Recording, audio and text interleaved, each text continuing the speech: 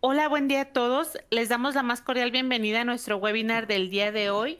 Este webinar es el último de el mes y pues bueno, estamos muy agradecidos de que estén con nosotros cerrando esta ola también de webinars del primer semestre del año.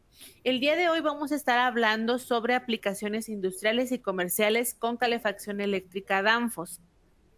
Y está con nosotros el ingeniero Camilo Castillo del equipo de Danfoss Chile, a quien le damos la más cordial bienvenida. Y en un momentito más le voy a ceder el micrófono para que pueda saludarlos y comenzar el webinar del día de hoy. Bienvenidos a todos. Vamos a ir compartiendo algunas herramientas que ustedes van a poder utilizar durante la sesión para poder interactuar un poco más con nosotros. Su pantalla tienen una imagen o una selección similar a la que ven en mi slide. Cada uno de los recuadros tiene una función, pero vamos a ver los más importantes que ustedes van a utilizar. Del lado izquierdo tenemos el espacio de preguntas. Los invitamos a que durante la sesión tienen alguna duda, escríbanla ahí en el chat y nosotros vamos a estar dando un espacio al finalizar para responder cada una de ellas. También si requieren algún tipo de soporte durante la sesión, ahí pueden escribirlo y yo estaré atendiendo a eso. En la parte inferior tenemos nuestro menú de todos estos mosaicos. Ustedes pueden minimizar o maximizar sus pantallas para que ustedes puedan sentirse más cómodos en la visualización de los slides o de alguna de las otras herramientas. Tenemos un espacio de reacciones. Ahí ustedes van a poder compartirnos una manita arriba, una carita feliz. Bueno, hay diferentes emojis que ustedes van a poder estar compartiendo con nosotros. Si nos escuchan bien, denme ahí una manita arriba. Y si están también listos para comenzar nuestro webinar, regálenme ahí un like en la pantalla. También otro punto importante es nuestro certificado de participación. Ustedes van a poder descargar este certificado a partir del minuto 45. Nada más le dan clic y le dan descargar y automáticamente van a tenerlo en su dispositivo, ya sea que nos estén escuchando por una computadora o un teléfono, ahí van a poder encontrar. Si por algún motivo se les olvida o se pasa descargarlo, no se preocupen, se queda guardado en la grabación y ustedes posteriormente pueden ingresar pues a esta grabación y descargarlo nuevamente. Del lado derecho tenemos tres herramientas importantes. Uno es la suscripción a nuestro newsletter para que ustedes puedan conocer noticias, lanzamientos, webinars, cursos en los que va a estar desarrollando Danfoss. Si aún no están suscritos, los invitamos a que se registren con su correo electrónico para que les llegue todas estas novedades a su dirección de correo. En la parte superior tenemos los datos de contacto del ingeniero Camilo para cualquier soporte que requieran. Ahí pueden contactarlo, van a poder encontrar su correo. Y el último recuadro tenemos links y descargables donde ustedes van a poder encontrar recursos de valor como nuestra página web, redes sociales y otras páginas web donde ustedes van a poder encontrar información importante. Y pues bueno, vamos a iniciar con nuestro webinar del día de hoy. Voy a ceder el micrófono a mi compañero Camilo para que pueda iniciar el día de hoy. Adelante, Camilo, bienvenido. Muchas gracias, Cintia, por la presentación. Y como lo informaste desde un inicio, bueno, yo soy ingeniero de soporte técnico, estoy trabajando desde Chile, así que cualquier consulta, duda que mantengan dentro del webinar o inclusive fuera del webinar, está disponible lo que son los contactos a través del correo electrónico, que lo pueden revisar en la parte de contacto. Y por mi cuenta ya empezar a hablar del tema de lo que son las calefacción eléctrica Danfoss y dándole un foco en aplicaciones industriales y comerciales. Entonces la primera inquietud que llega o resalta cuando uno habla de calefacción eléctrica, dice, bueno, es un conductor que mantiene o entrega calor aumentando su temperatura con un consumo eléctrico. Es bastante sencillo hacer una analogía de funcionamiento de esa manera, pero que hablemos de un equipo que mantenga aplicaciones industriales y comerciales, es donde nosotros podemos hacer una marca de diferencia. Porque el equipamiento Danfoss realmente nosotros lo podemos utilizar en una versatilidad de aplicaciones bastante amplia, que va desde lo doméstico, que va desde refrigeración, que va en sistemas industriales, protección de equipamiento, y un largo, etcétera, que lo podemos resumir en estos 5 puntos que están acá.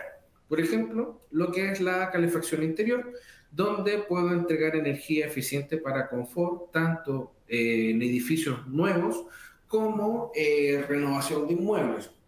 Normalmente la calefacción a través de agua es bastante popular, pero ¿qué pasa cuando yo tengo, por ejemplo, un edificio con una larga data o bien un equipo que necesito rehabilitar y que romper el hormigón no es una factibilidad técnica dentro de lo que es el uso del inmueble? Bueno, hay una amplia aplicación con lo que puede ser la resistencia eléctrica, que tiene una menor dimensión que una cañería, donde puedo hacer una rehabilitación de edificios. Es un ejemplo. Protección de cañerías, más nuestros compatriotas del sector sur o del sector norte de Europa, e inclusive en América también, mantienen una condición bastante distinta invierno-verano, donde en invierno algunos procesos, sobre todo las alimentaciones de agua potable a las ciudades, hay que mantener una calefacción porque las temperaturas, al tener un exterior bajo los 0 grados, existe la posibilidad de congelación y detención del suministro de agua potable. Entonces la intención es poder proteger la cañería contra las heladas, que de hecho tiene el pro también de que cuando uno tiene un problema de congelación en una cañería hidráulica, agua, tengo también problemas de que el agua al congelarse se expande. Entonces esa expansión también puede ser ruptura del mismo equipamiento fitting, cañería y uniones, que con resistencia eléctrica yo lo pudiese estar monitoreando y evitando ese momento grave que pasa en el momento de la congelación del agua. Otra aplicación, techos y pisos, es cuando converso de techos, es porque en los momentos donde hay caídas de nieve y el techo tiene que tener una condición de cuánta nieve puede soportar. Y si nosotros sobrepasamos ese límite, habría que entrar a limpiar. El problema de la limpieza de nieve, que no es una actividad segura de, por ejemplo, en un proceso de nevada, subirse y limpiar el techo, porque el techo de partida ya está cargado con nieve y agregar a una persona al techo, más carga le estoy entregando.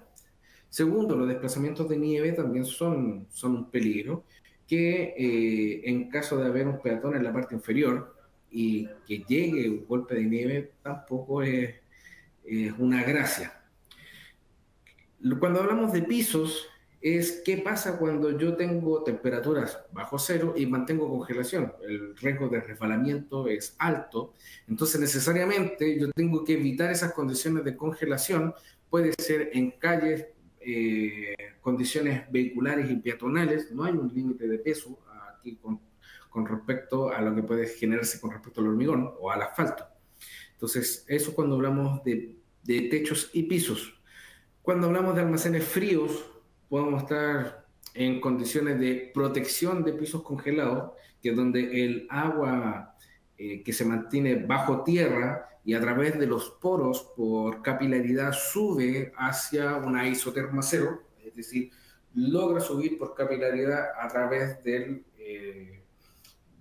los intersticios que mantiene el hormigón, llega a la isoterma cero, se congela, se expande y termina rompiendo el hormigón. Hay que considerar siempre que una cámara de frío es prácticamente una bóveda en la cual nosotros siempre tenemos un activo que hay que defender, hay que cuidar. Entonces, que tengamos un equipo de refrigeración óptima con buenas prestaciones, también significa que qué es lo que pasa con la infraestructura. qué es lo que va a pasar, por ejemplo, con pilares, qué es lo que pasa con respecto a hormigón, que esos elementos también hay que protegerlos, porque si no, dentro del tiempo van a tener un fallo.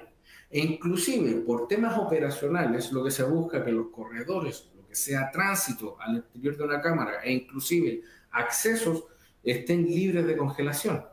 En muchas oportunidades también por congelación se dejan las puertas abiertas. Entonces, todos esos puntos es lo que uno busca que con calefacción eléctrica yo pueda evitar estas problemáticas que recién les estaba conversando.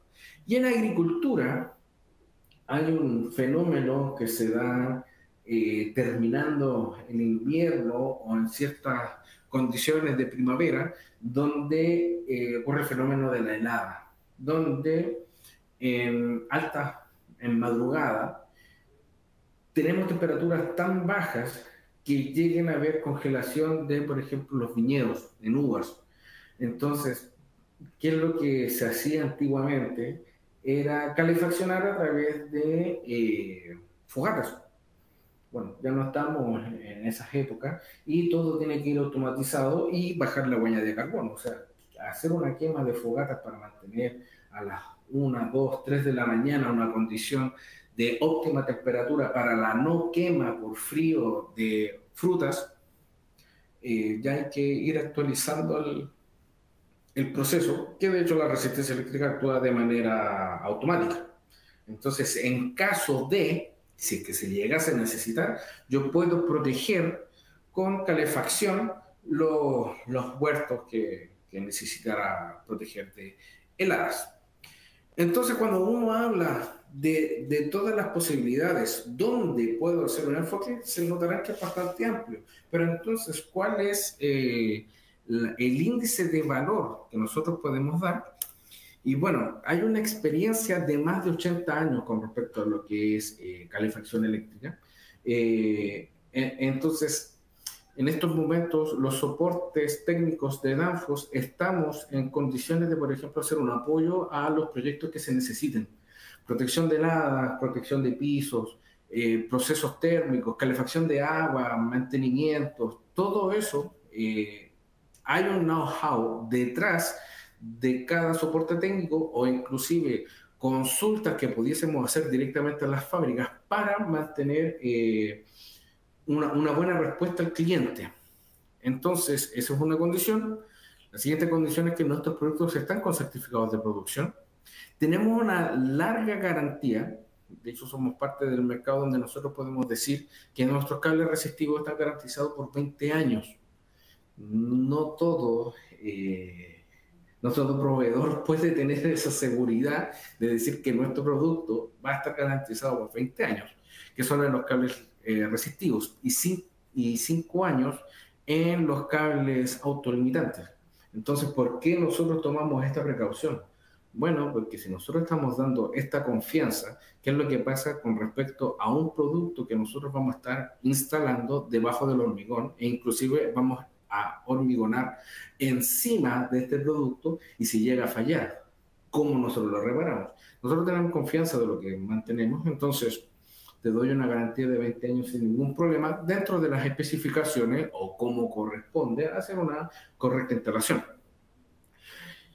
El tema está en boga de cómo hacer la reducción de la huella de carbono y la determinación o todo el enfoque se está yendo a un consumo de la energía a través de la electricidad porque podemos obtenerla de manera limpia. Entonces, tener un punto para calefacción en la cual yo pueda sacar una energía verde para poder hacer una alimentación de un cable resistivo, que de hecho la mejor condición es que la energía administrada es la misma energía consumida. Tenemos un rango de pérdida a través del mismo conductor eléctrico, pero estamos cercanos al 100%. 0,96 es normalmente la eficiencia de un calefactor. Entonces la energía que ingresa es la misma energía que se está requiriendo dentro del proceso. Tenemos soluciones sustentables, de hecho un equipo que dure tanto tiempo, que nosotros podamos dar esa garantía de 20 años, es un equipo que realmente, si está en condiciones de correcta operación, no vas a tener una necesidad inclusive de la libertad de lo que es el mantenimiento. La amplia versatilidad de usos, yo voy a nombrar algunas aplicaciones, pero son una de tantas de las que se pueden dar. Y además que dentro de nosotros, de lo transversal que podemos trabajar dentro del soporte técnico, hay gente especializada, un departamento especializado, que realiza proyectos en caso de que ustedes requieran un tema más específico, más singular, o inclusive por de mayor envergadura. Todo es bienvenido. Ahora, notarán que nosotros siempre hablamos, o a nivel de soporte, de DEBI. Y DEBI, bueno, ¿estamos hablando de DEBI o estamos hablando de Danfoss? DEBI es la empresa madre, por así decirlo, y es parte de Danfoss. Por eso nosotros siempre conversamos de DEBI by Danfoss, porque la marca se mantuvo en Europa. Entonces, aún el concepto de DEBI se mantiene activo. En el caso de América, nosotros siempre vamos a encontrar el cable con el nombre de Danfoss, pero dentro de lo que es la gama de productos, sigue siendo el mismo. De hecho, lo que yo le estoy mostrando acá, ustedes ingresan a la página de Danfoss y van a encontrar el concepto con dos nombres, con calefacción eléctrica Danfoss, calefacción eléctrica DEBI. La diferencia es que para el nivel América los cables son rojos y tienen un código, y en Europa los cables son azules y tienen otro código, pero vienen de la misma fábrica, generalmente por un concepto de antigüedad dentro del territorio, ¿ya? Entonces, si ustedes se fijan, el manual de la izquierda que les estoy presentando es el manual Danfoss de calefacción eléctrica, y si se fijan, el de la derecha es el mismo, pero con una configuración en DEBI. Dentro del producto, el producto es el mismo. Entonces, para no quedar con esa suspicacia, yo inclusive les traigo el folleto técnico que estamos representando tanto en Danfoss como en DEBI. Si se fijan, este es un cable que mantiene una potencia resistiva de 10 watts por metro, donde en el portafolio Danfoss se llama EasyFlex 1030. Entonces es el cable con la codificación en Danfoss. Cuando ven el mismo cable en la codificación europea, es DEBIFlex 10, es el mismo cable. ¿Ya? Eso es para... Normalmente uno se encuentra ahí, gente hablando de DEBI, pero como si me estaba hablando de Danfoss, es el mismo cable. Bien. Dentro de las aplicaciones, ¿qué es lo que podemos encontrar? Yo en este caso voy a hablar de tres, son las más principales que se está dando en el mercado americano, en las cuales primero es la protección de cañerías. Entonces el problema que subsiste por esto es que en invierno o en ciertos sectores fríos, congelación de agua, congelación de desecho e inclusive protecciones contra incendios que pueden estar recorriendo partes externas que pueden llegar a los puntos de congelación, pueden ser protegidas, que de hecho la solución va tanto por una calefacción interna como externa de la cañería. Dependiendo del tipo de proyecto, yo puedo hacer una decisión. Si necesito que el cable calefactor vaya por la parte externa de la cañería o por la parte interna. ¿Qué beneficio mantiene trabajar con este tipo de aplicaciones? Bueno, la primera es la eliminación de reparación de cañerías y válvulas por congelación de agua. Cuando un sistema mecánico, agua potable o agua contra incendios, se congela, dependiendo del volumen de agua que estén congelando, imagínense metros y metros de cañería, el agua al congelarse aumenta su volumen, y al aumentar su volumen es la expansión que normalmente se habla, y esa expansión genera esfuerzos desde dentro hacia afuera. Entonces genera una presión tal que puede llegar a reventar ciertos elementos mecánicos, llámese caballería, válvula o fitting. Entonces, es requerido la protección para que eso no suceda. Lo segundo es un tema de protección civil, o sea, asegurar el flujo de agua. De hecho, ciertos procesos térmicos o ciertos procesos de desecho de agua, la congelación puede inclusive detener un proceso. Entonces es necesario siempre mantener el flujo. Con respecto a lo que es el uso en el interior y el exterior, el equipo no tiene ningún problema. De hecho, nosotros podemos asegurar hasta un nivel 6-7. Entonces, inclusive pueden ser elementos sumergidos en agua. Existe equipamiento especial para ello, pero la mayoría de los cables mantienen una protección 6.5, 6.7. Reducción de los costos de instalación. Es un cable. Entonces, mayor envergadura de una necesidad imperiosa de gastar por un tema de solución no es caro, inclusive es más económico que la misma aislación. Eso no dice que una cañería no deba ir aislada. De hecho, siempre la calefacción eléctrica tiene que ser un tema de protección, no tiene que ser la primera línea de defensa que tienen que tener un sistema.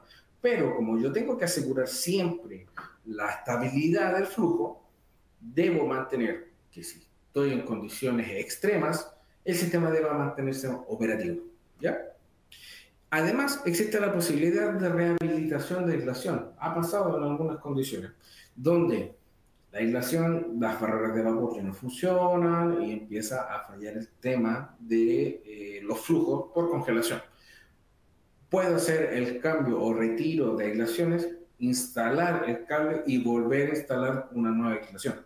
Y con eso extender la vida útil de la nueva inversión de protección contra heladas. Entonces, ¿cuáles son las especificaciones para poder usar un equipo de esta envergadura? Nosotros aquí, en esta aplicación, yo estoy mostrando 3 puntos. El primero es qué es lo que sucede con la parte externa, que de hecho aquí tengo una cañería en la parte superior, que va a estar trabajando a 20 grados Celsius, a menos 20 grados Celsius. Este tipo de equipos se puede defender con cable al interior de lo que es entre cañería y aislación. Lo segundo es qué pasa con las zonas de procesos. Por ejemplo, acá tengo una red de incendios por el interior de una cámara frigorífica. La cámara frigorífica, como siempre va a estar trabajando a menos 10, yo debo evitar que esa red húmeda llegase a fallar por congelación. Factibilidad de aplicar resistencia eléctrica completamente. Y lo tercero es qué es lo que pasa con las cañerías que están en el suelo. También puedo tener una aplicación, inclusive con aquellas que están embebidas en tierra. Siempre se busca una protección mecánica, por ejemplo, armaduras de hormigón o aislación rígida, pero no voy a tener una complicación, por ejemplo, de que el cable calefactor quede en contacto con tierra. No hay ningún problema. Lo que sí se recomienda es estas 2 condiciones que mantengo acá. Lo primero es si yo voy a utilizar una aplicación externa o si voy a hacer una aplicación interna. Cuando yo estoy hablando de aplicación externa es porque tengo cañería, cable calefactor, aislación. Cuando estoy hablando interna es cuando el cable calefactor se introduce directamente en el flujo de agua. Lo que pasa, por ejemplo, muchas veces con las canaletas. Con las canaletas, cuando desagües de agua, yo puedo dejarlo directamente al contacto con agua. Pero son productos distintos. Eso es lo que hay que tener precaución. Bien, también es recomendable el uso de control termostático. La intención cuando yo estoy haciendo una protección no es llevar a una temperatura de consumo a través del cable calefactor. Que, ojo, sí se puede, Pero cuando tengo este tipo de proyectos, no es su finalidad. Que el producto sí pueda, es otra cosa distinta de lo que estamos conversando acá. Lo que yo estoy buscando con esto es hacer una protección. Si yo lo que quiero es hacer una protección, el agua que está pasando por el interior de la cañería, la intención es que no baje a un nivel de congelación. De hecho, siempre utilizamos 5 grados por sobre la congelación, es decir, 5, 7, 10 grados, para que nunca exista el riesgo de mantener una congelación. Entonces, como tengo dos tipos de cables, que voy a nombrar más adelante, tengo cables que son de potencia constante y cables autolimitados. El autolimitado mantiene una temperatura superficial constante versus el cable resistivo o de potencia constante que siempre va a entregar calor independiente de la temperatura que yo necesite en el exterior. O sea, siempre va a estar calentando ese cable. Bueno, para poder hacer el control tanto de protección en los sistemas autolimitados como en los de potencia constante, es que es la recomendación siempre hacer una instalación de un termostato. Termostato que puede estar en contacto al aire o puede estar en contacto con la cañería. Entonces, ya entendiendo el concepto de dónde voy a hacer la aplicación, tendríamos que pasar a la selección. Los manuales Danfoss o el manual DEVI, independientes, siempre van a encontrar la misma información, van a encontrar dos resultados idénticos o con una desviación leve. ¿Por qué? Porque uno es un cálculo rápido y uno es un cálculo exacto. El cálculo rápido es cuando yo defino unas condiciones estándar para poder lograr la aplicación. Ejemplo, cañerías de acero con aislación con una aislación común de lana, que son, ahí podemos verlos como son 0.04 watts por metro por Kelvin, y exclusión de flanques, válvulas y uniones. Ahora, la intención de poder hacer esta tabla rápida es que la temperatura exterior no puede ser inferior a menos 30 grados Celsius y que la temperatura requerida al interior de la cañería tiene que ser sí o sí de 5 grados Celsius. ¿Cómo funcionan estas tablas? Es relativamente sencillo. En la parte superior, voy a cambiar aquí. Perfecto, ahí. En la parte superior van a ver primero el diámetro de la cañería, que lo vamos a trabajar tanto en pulgadas como en milímetros, dependiendo de la conveniencia que tengan ustedes. Luego, cuánto es el diámetro de la cañería de manera exterior, eso es una aproximación, y el grado de aislación que mantiene la cañería. Puede ser entre los 10 y los 75 milímetros. Recuerden que siempre esto está calculado a partir de esa relación de conductividad térmica, que normalmente es la lana. Bien, la diferencia de temperatura que voy a estar trabajando y la unión de los datos de aislación con la cañería me va a dar un resultado que es un resultado en watt por metro. Es decir, potencia por metro lineal. Con esta condición yo puedo ir a buscar un producto que cumpla con la relación de potencia que voy necesitando. Esa es una tabla rápida, una recomendación, por ejemplo, para hacer un levantamiento y una conversación de pasillo. Pues hacia dónde va a ir dirigido el proyecto. Pero realmente la recomendación es que siempre lo hagan en esta condición, que va a ser paso a paso. El paso a paso, ¿qué es lo que considera? Considera el término de la cañería, su aislación y su conductividad térmica, pero de la aislación. Yo con eso voy a obtener una potencia a disipar por efecto de la diferencia de temperatura que se va a dar entre la parte interna y la parte externa. Bien, con esa carga térmica yo puedo avanzar hacia una selección de equipamiento.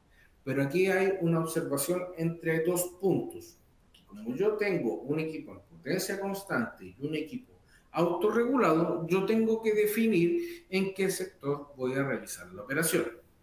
Si estoy trabajando con un equipo de potencia constante, basta con que el cálculo anterior, por ejemplo, yo aquí estoy haciendo un cálculo para que me dé unos 18 watts por metro, o bien poder hacer el cálculo desde un elemento autorregulado, donde yo voy a utilizar una tabla para buscar la pérdida de carga y la temperatura de la cañería que estoy utilizando.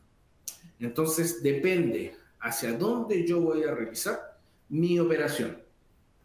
Cuando ya tengo la definición de qué equipo voy a utilizar, en este ejemplo, yo siempre voy a encontrar una potencia que se está dando acá, pero también lo tengo que establecer por la distancia que voy a estar realizando la operación.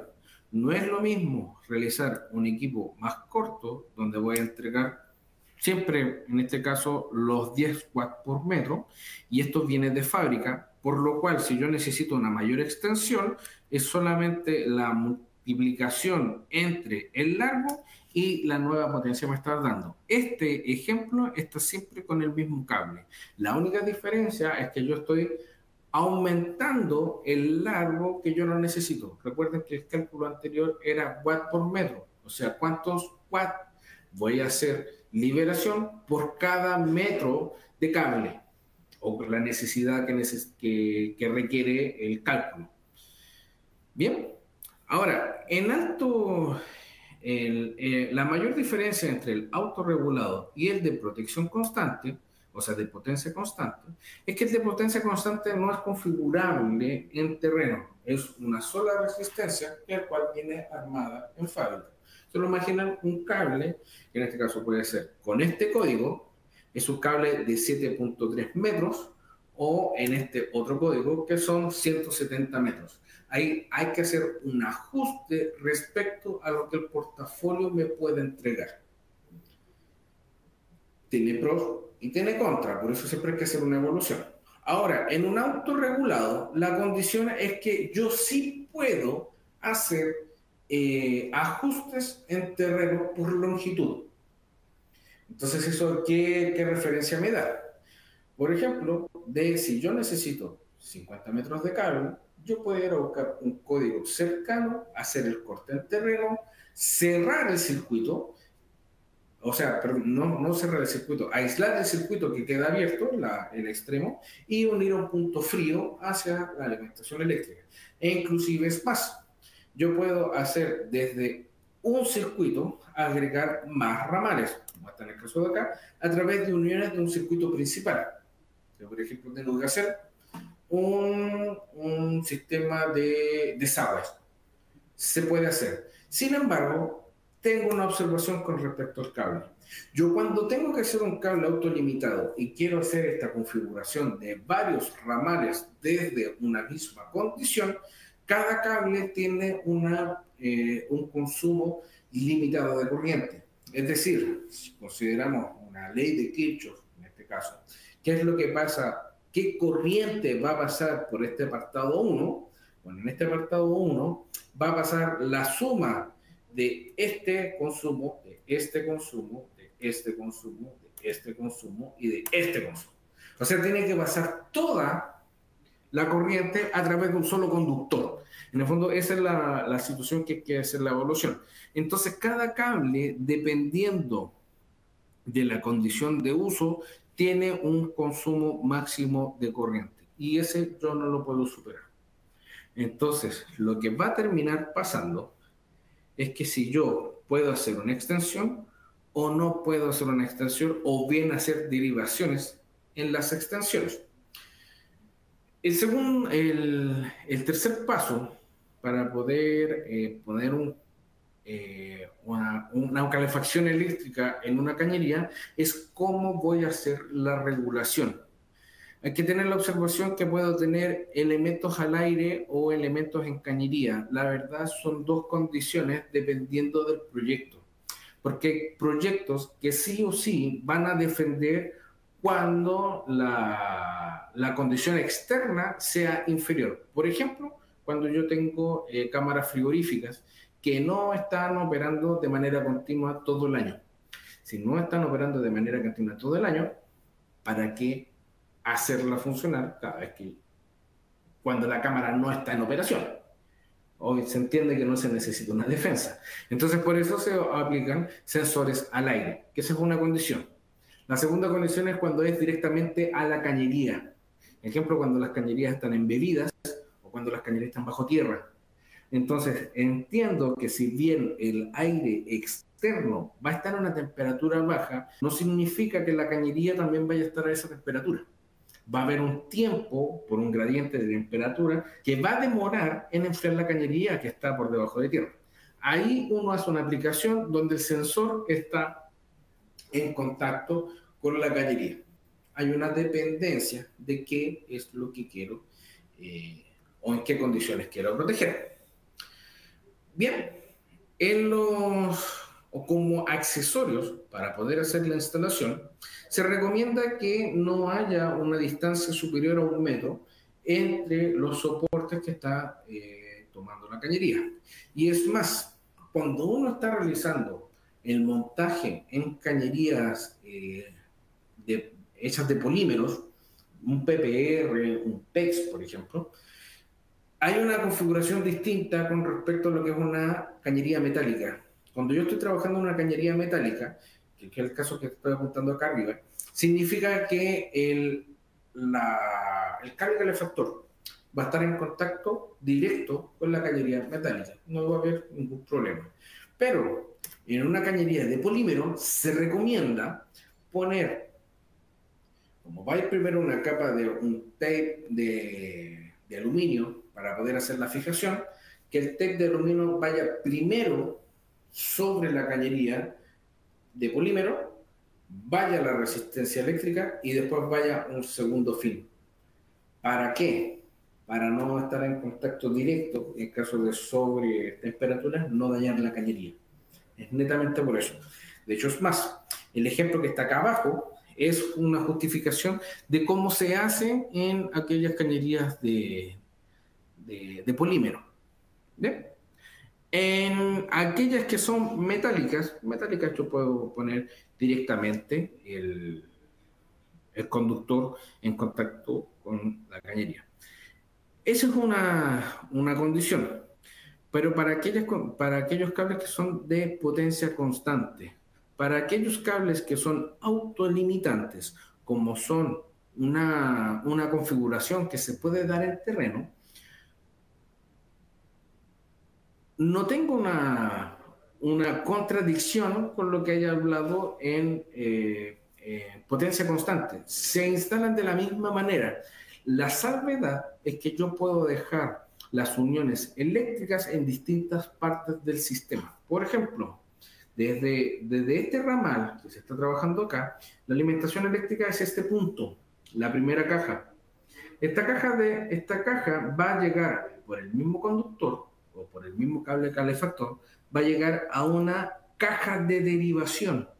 Esta caja de derivación van a salir dos conductores nuevos, este de acá y este de acá. Lo que sí van a notar es que dejé un conductor fuera. ¿Por qué? Porque lo que quiero representar con esto es que este cable con este cable van a ser a través de un tercero, o sea, toda la corriente va a traspasar a través de este último cable. Y ese último cable tiene que tener siempre una limitancia en cuánta corriente puede pasar por él. Y de Kirchhoff va a ser la suma de todas las corrientes que está pasando en el circuito. Si yo necesito seguir alimentando partes del sistema, hay que hacer una configuración tal que me queden la misma cantidad de circuitos, pero por ejemplo este que está acá abajo, que estoy apuntando ahora, queda fuera del primer circuito porque no tengo la capacidad de corriente para poderlo soportar. Bien. Con respecto a algunas singularidades, hay que tener una configuración de que yo no puedo estrangular el cable o doblarlo o generar curvaturas que sean de un diámetro menor de 25 milímetros para los cables de potencia constante, los resistivos, y de 64 milímetros para los cables autorregulados, que de hecho hay una configuración que es en espiral, que es este que está acá, que inclusive me da la posibilidad de que un cable de menor potencia pueda ir dando vueltas de manera en espiral en una cañería. Sin embargo, no puedo hacer eso en cañerías de menor diámetro. La justificación es esto que está acá: 25 milímetros para los cables resistivos y 64 milímetros para los cables autolimitados. En cuanto a lo que son este sector que está al lado izquierdo, donde muestro los puntos donde yo me encuentro con singularidades, flanges, válvulas, desviaciones, branch, T, largo, etcétera, lo que yo siempre tengo que tener una precaución es que ese es un punto de mantenimiento mecánico. Por lo cual, si yo necesito abrir una válvula, destrabar un flange o mover una caja de derivación, yo tengo que dejar un largo suficiente para que ese elemento mecánico pueda ser inspeccionado, ¿no? Así que por eso las recomendaciones es siempre, por ejemplo, un flange, no pasar directamente por el flange, sino que darme una vuelta, por lo menos el radio que mantiene el flange.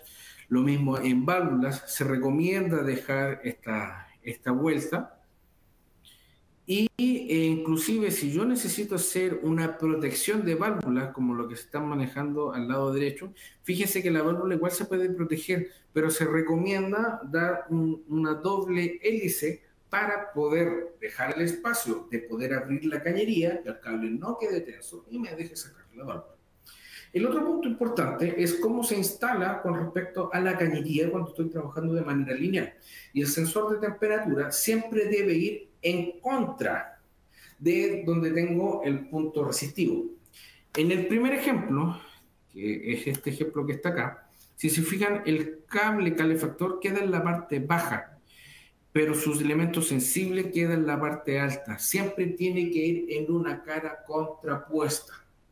Y cuando ya empiezo a aumentar en 2, en 3 o en 4 cables, dependiendo del diámetro de la cañería, yo voy siempre buscando el punto más desventajoso para poder tener un rango de temperatura. Siempre tiene que ir en contra de donde está el cable calefactor. Esa es una aplicación. La segunda aplicación, y espero que esto no les haya pasado, porque normalmente es un tema crítico cuando los hormigones se rompen por congelación de agua en los intersticios. Eso realmente es bastante nefasto, porque rehabilitar una cámara con ese tipo de daño es muy difícil. Entonces, para evitar que se rompa el piso por un tema de congelación, es donde yo puedo ingresar los cables calefactores en los cimientos de la cámara. Entonces, de esa manera yo hago que la isoterma no esté nunca en contacto con la humedad que puede estar en la tierra. ¿Bien? Entonces, elimino los riesgos de los daños en fundaciones, aseguro la inversión y no tanto de lo que es cámara en sí. Muchas veces la cámara como infraestructura es de menor valor que lo que hay custodiando adentro de esa cámara. Entonces eso siempre tiene que ser un punto de observación. Normalmente se preocupa mucho del equipamiento, se preocupa mucho de la infraestructura, y en muchas ocasiones, si es que no el 80% de las aplicaciones, lo que hay adentro de una cámara frigorífica es mucho más costoso que lo que es la infraestructura de refrigeración. Por lo cual es necesario siempre mantenerlo en condiciones de seguridad. Y de hecho ahí hablamos de esta de la inversión asegurada. ¿Bien? El tránsito seguro en áreas de baja temperatura es para poder evitar los temas de condensación y de congelación de piso, pero ya a nivel superficial, no a nivel inferior. ¿Ya? ¿Cómo opera esto? Bueno, cuando nosotros hablamos del cable, y uno piensa en un cable, ¿lo dejo en concreto o lo dejo en tierra? Y la verdad es que ambas opciones son válidas. No genera ninguna complicación. Si yo lo quiero dejar en concreto o lo quiero dejar en tierra. Sin embargo, lo que tienen que tener presente es que esto no reemplaza las defensas mecánicas que uno pueda realizar a nivel de infraestructura en un piso congelado. Los cables calefactores siempre se recomiendan instalar por debajo de lo que es la aislación térmica. Entonces, en el primer ejemplo está en concreto y en el segundo ejemplo están en tierra. Pero fíjense que siempre están por debajo de lo que es la aislación. Lo que yo busco es que si la tierra que contiene humedad, a través de los intersticios que tiene el concreto, no empieza a subir por efecto de la capilaridad. Y por capilaridad llega al punto donde está la isoterma cero, esa agua se llega a congelar. De esa manera se empiezan a destruir las cámaras por congelación. Lo que yo busco es que por encima del cable yo voy a encontrarme la isoterma cero, que el concreto no le afecta, y por debajo del cable no encuentre nunca la isoterma cero, cosa que si hay una subida de agua, por así decirlo, no llegue nunca al punto de congelación. Eso es lo que busca este tema de la protección del piso congelado. Entonces, la recomendación es siempre hacer un cálculo térmico respecto a cuánta potencia requiere el sistema. Pero la verdad es que ese nivel de potencia está siempre dado entre los 15 y los 30 watts por metro cuadrado. De esa manera yo protejo el cable, o sea, protejo el hormigón. Ahora bien, cuando uno realiza el cálculo térmico, dependiendo del tipo de suelo, uno puede determinar si es menos o es más. Si es menos, la recomendación es que nunca bajen de los 15 watts por metro cuadrado. Es decir, si el cálculo térmico me indica que necesito 8 watts por metro cuadrado, usted de todas formas ponen 15 watts por metro cuadrado. Si el cálculo me dice que tiene que ser 25 watts por metro cuadrado, perfecto. Incluye los 25 watts por metro cuadrado. ¿Qué es lo que quiero llevar con eso? Es que siempre tienen que ser, como es un elemento de protección, siempre tiene que ir el elemento más desfavorable. ¿Bien? Se recomienda también una estimación de seguridad del 1.3, es decir, siempre agregar un poco más de potencia. Tienen que considerar que a nivel de inversión, lo que yo voy a hacer en gastos por rehabilitar una cámara versus indicar un proyecto ya protegido es completamente distinto. Y no solamente en términos de inversión de romper un hormigón, volver a armarlo, volver a protegerlo, sino que cuánto tiempo me significa tener la instalación detenida por no tener piso. O sea, hay que tener bastante precaución. Ahora, la separación de los cables no debe exceder entre centros los 50 centímetros y por seguridad también se recomienda un tema de doble circuito. La verdad es una recomendación, no es una necesidad. ¿Y qué significa que yo estoy trabajando con seguridad en doble circuito? Es que yo manejo la distancia entre centros para poder dar los 15 watts por metro cuadrado, por ejemplo, y en esa distancia entre centros yo pongo dos líneas. Una línea que esté trabajando en una condición de protección común y otro en protección de falla.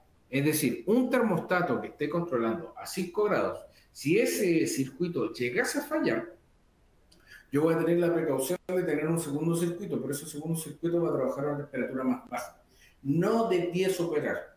Si las condiciones cambian, por ejemplo, condiciones de humedad variaron, no hice el respaldo de seguridad, perfecto, puede que llegue más bajo, pero yo voy a tener un segundo circuito operando. Entonces, mi cámara no va a sufrir. Y el otro punto importante es que uno siempre habla del piso. ¿Y qué pasa con las fundaciones? ¿Qué pasa, por ejemplo, con las zapatas que se dejan al interior para poder generar pilares? Estos son puntos de conductividad térmica, por lo cual también deben ser defendidos. No solamente el piso, sino todo lo que esté en contacto con el piso por conductividad también deben ser protegidos. Bien. ¿Cómo se instala? La intención es que ustedes siempre lo separen por zona. La verdad es que uno puede hacer un solo circuito completo, que por un tema de costo muchos lo hacen, pero no es recomendable. Uno así puede llevar la certeza de cómo está operando mi piso. Uno debiese hacer una separación por zona con doble calefactor, y cada calefactor debe llevar su termostato. Y ese termostato tiene que estar embebido en la losa. La intención es que uno después pueda hacer, por ejemplo, un conduit donde yo pueda retirar la sonda en caso de alguna falla y volverla a ingresar. Pero siempre tengo que estar midiendo la losa. Eso es lo importante.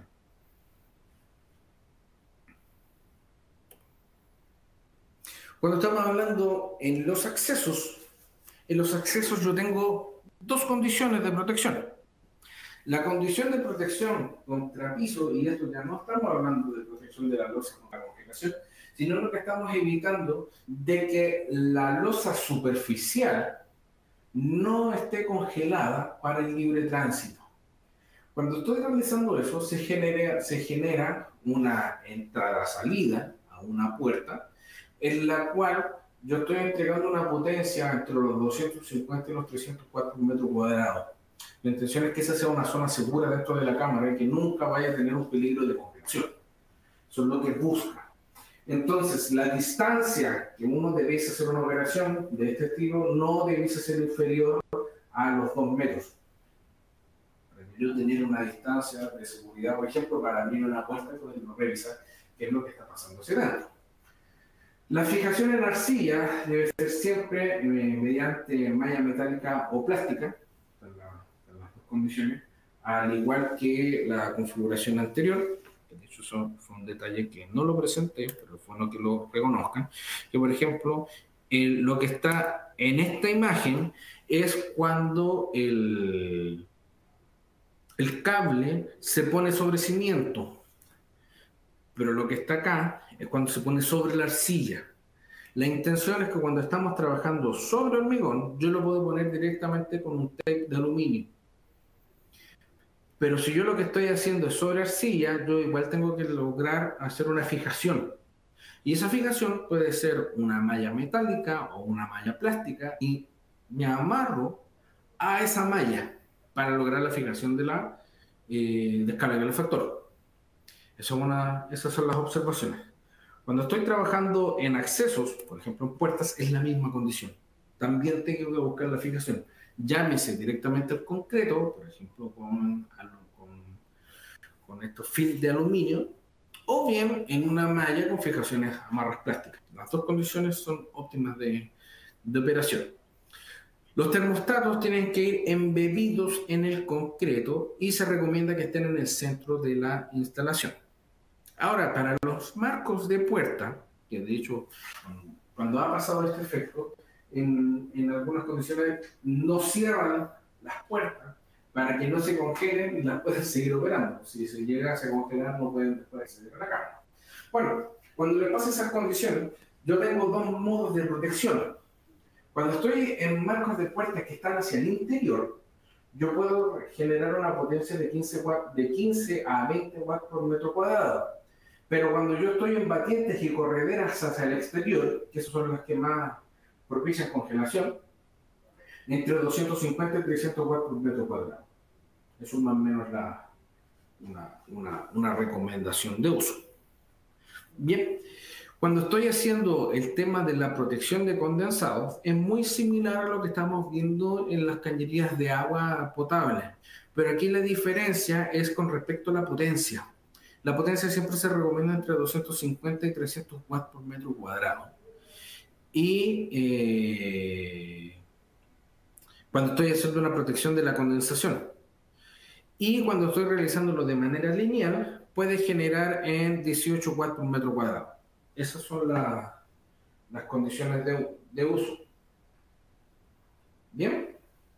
Ahora, la aplicación del termostato es distinta también, porque lo que yo estaba buscando en la condición de protección es que toda la cañería esté a una temperatura que sea controlable, es decir, no llegue al punto de congelación. Pero cuando yo estoy trabajando en líneas de condensación, la condensación no es un flujo que siempre esté tomando toda la cañería. Lo que yo tengo que hacer es ponerle en la parte baja, porque ese es el punto que me interesa proteger. Si yo hago el cálculo y solamente necesita un calefactor, con una sonda es suficiente, pero en la parte baja. Y cuando estoy con dos cables calefactores, en la parte alta. Solamente en esos casos. Pero la mayor condición es normalmente es esta, donde tengo el sensor y tengo el calefactor, porque el agua de condensación va a estar siempre en la parte baja. Y ese es el punto que me interesa que no se congele. ¿No? Por último, dejé esta aplicación para nombrar la versatilidad que tiene el cable calefactor, que de hecho esto es una aplicación para calefacción de viñedos, o normalmente con una cultura más de agronomía. Ya hay experiencia en Europa para poder proteger viñedos a través de esta tecnología, para poder hacer una reducción de la huella de carbono, de los mismos, para no hacer quema de combustible, para evitar el tema de las heladas.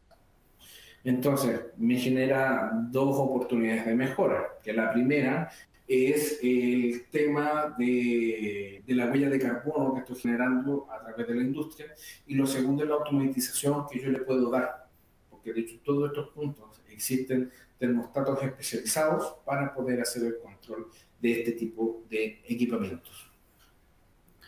De la conversación que he realizado hasta ahora, he nombrado varios puntos del portafolio y varios puntos de productos que existen para las distintas aplicaciones.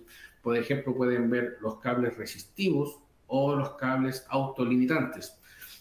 Dependiendo de la aplicación, ustedes van a notar cómo o dónde tengo que realizar la selección de productos, incluyendo lo que son sistemas de control, como los termostatos, sistemas de conexión, cajas eléctricas, sistemas de derivación, lo que se conoce comúnmente en terreno como muflas, o inclusive los sistemas de fijación que puede tener el cable.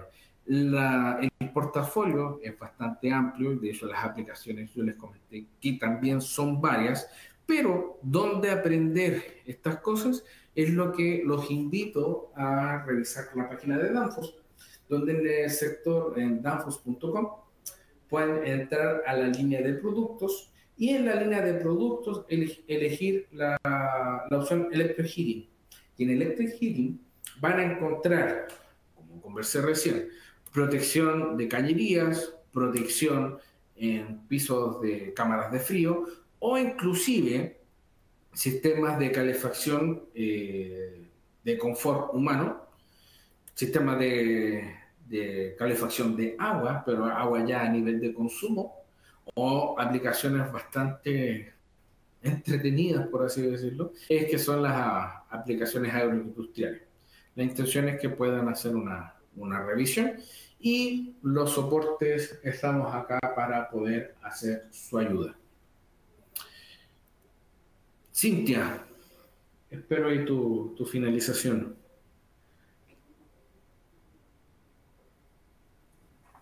Listo, Camilo, muchas gracias. Vamos a dar unos segunditos para ver si tenemos alguna pregunta de nuestros asistentes para poder aclararlas. Recuerden que está el chat en la plataforma del lado izquierdo, tienen un espacio para compartir sus dudas, o si todo está muy claro, regálenme ahí una reacción con algún emoji para saber que no hay dudas de su parte. Vamos a esperar unos segunditos, Camilo.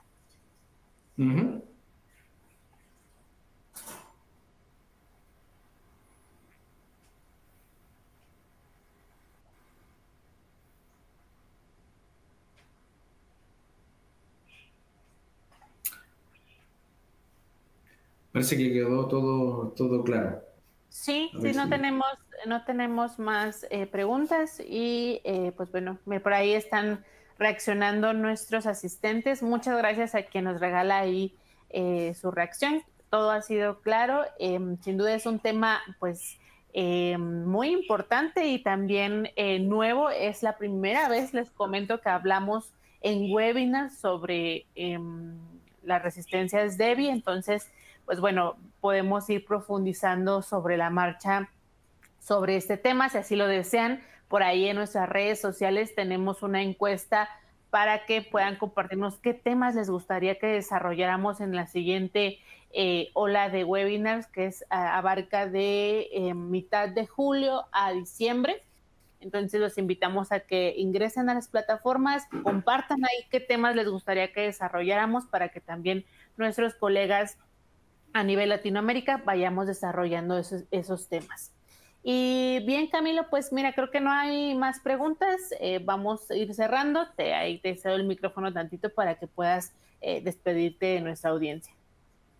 Bueno, comentarles que la aplicación es bastante versátil.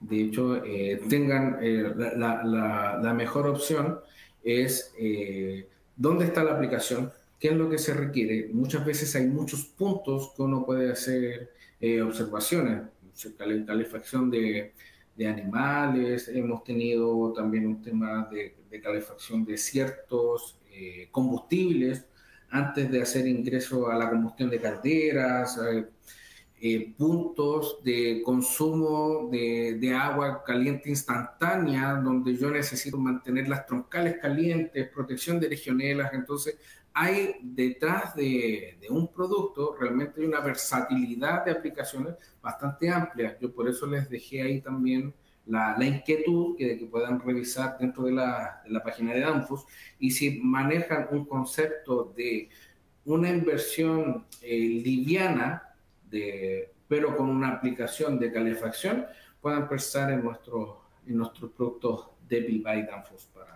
para sus aplicaciones. Así que un gusto poderlos también recibir si es que hay alguna inquietud o inclusive un nuevo proyecto que nosotros tampoco estemos haciendo una observación directa. Y gracias también por la atención que nos dieron en la mañana de hoy. Gracias, Camilo. Bueno, pues bueno, si no hay más comentarios, vamos a cerrar el evento del día de hoy. Les quiero invitar a escuchar nuestro podcast Técnicos y Rudos de la Refrigeración. Es un podcast que tenemos en México, donde hablamos sobre diferentes temas relacionados a refrigeración y aire acondicionado.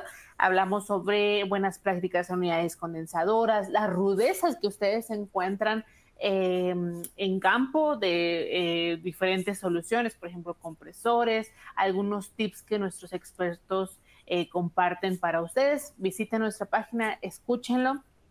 Tenemos 17 episodios y está por estrenarse esta semana el episodio 18. También tenemos una revista en nuestra página web, se llama Revista Solutions. Ahí ustedes pueden conocer información sobre casos de éxito con diferentes soluciones Danfoss, lanzamientos, tendencias, por ejemplo, en tema de refrigerantes. Pueden visitar la página web y consultar nuestra revista digital. Todos nuestros webinars, recuerden que se suben a nuestros canales de YouTube, Danfoss México y Danfoss Andina Cono Sur, para que ustedes puedan volver a revisar o compartir con algunos colegas. También está la grabación disponible a partir de más o menos las 11 de la mañana hora México, 1 de la tarde hora Chile. Van a poder ya ingresar a la grabación, consultar nuevamente pues los temas que estuvo desarrollando mi compañero y también descargar su constancia en caso de que no la puedan descargar en este momento. Están nuestros datos de contacto de los diferentes países, México, Colombia, Chile y Argentina, para que ustedes puedan pues enviar su algún tema de soporte, facturación, todo, ahí pueden mandar correíto. Por último, quiero compartir la encuesta con ustedes. Al finalizar les va a aparecer una ventana emergente donde van a poder contestar 3 preguntas muy sencillas. Recuerden que estamos próximos a la planeación de nuestra ola número 11 de webinar, para que ustedes compartan ahí qué retroalimentación podemos mejorar para ustedes en los próximos webinars.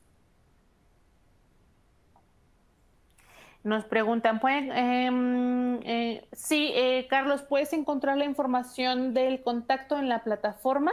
En la parte superior derecha vienen los datos de contacto del ingeniero Camilo Castillo.